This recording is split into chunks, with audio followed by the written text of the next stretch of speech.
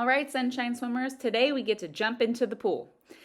This is our progression for teaching jumps. We're going to start with bunny hops and rocket ships. This is in-water assistance. So you'll stand inside the pool and place your hands under the swimmer's armpits. You'll gently submerge them up and down to stimulate a jumping motion off the bottom of the pool or just right in the shallow water.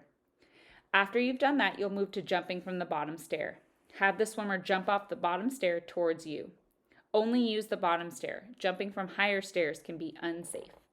Then they'll move to the side of the pool for a seated jump from the pool side. Swimmer sits on the side of the pool. Hold under their armpits and smoothly guide them into the water. Once they've sat down, we'll move to squats, where they squat on the side of the pool. You'll hold them under their armpits and gently assist them into the water. And then a standing jump with your hand for support. Hold their hands to encourage them to jump into the water smoothly.